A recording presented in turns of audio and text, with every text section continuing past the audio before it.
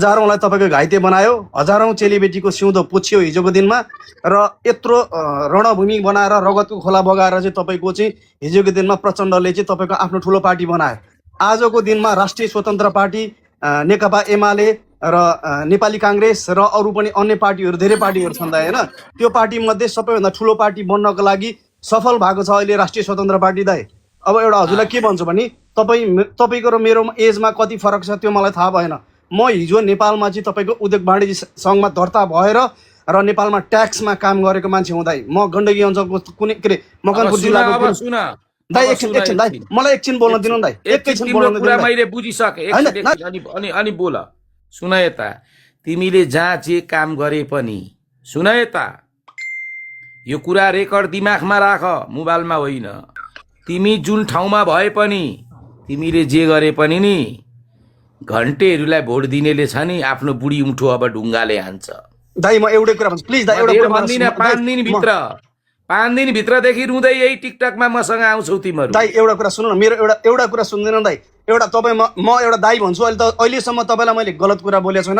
तपाईँको अकाउन्टमा मेरो fake account बनाएर कमेन्ट गरेका रहेछन्, त्यो कमेन्टहरू चाहिँ हेरेँ मैले दाइ, होइन? तर एउटा कुरा के भन्छु भनेदेखि, होइन, देशले एकदमै राम्रो परिवर्तन पाएको छ दाइ, होइन? यो बेलामा तपाईँले हामीले सबैले सपोर्ट गर्नुपर्ने हो, सबैजनाले सपोर्ट गर्नुपर्छ दाइ। परिवर्तन पाएको छैन, होइन सुन्नु न दाइ, एउटा मलाई नझार्नु, होइन? म तपाईँसँग 2-4 झार्दिन, म तिमीलाई झार्दिन। तपाईँ सुन्नु दाइ, तपाईँ एउटा सुन्नु न, सुन्नु न प्लिज, म एउटा कुरा के भन्छु भनेदेखि, होइन, 2-4 मेरो कुरा सुनिदिनु, होइन? म देश छोडेको होइन। सुन एकछिन सुन भाइ, एकछिन तिमी सुन। रवि रत्न चुडालको आइडी भनेको के हो भने जसले भाटबोटिनी जलायो, जसले सिंहदरबार जलायो, जसले बालुवाटार जलायो त्यो घन्टेहरू बालेन शाहहरू हुन्। तिनलाई वातावरण कसले बनाएको? सुन दाइ,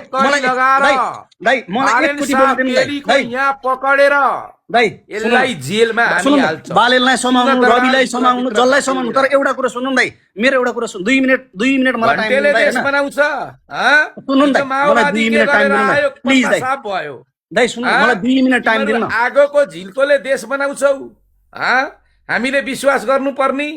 हिजो माओवादी यत्रो जनयुद्ध गरेर 10 वर्ष जनयुद्ध गरेर कुनै न कुनै एजेन्डा लिएर आएको माओवादीको आज पत्ता साफ भयो भने तिमी कुन तरिकाले रवि दाइलाई भन्दैछौ कि घन्टेले देश चलाउँछ भने? दाइ सुन्नु न, यहाँ सुन्नु न एउटा कुरो दाइ, हिजोको दिनमा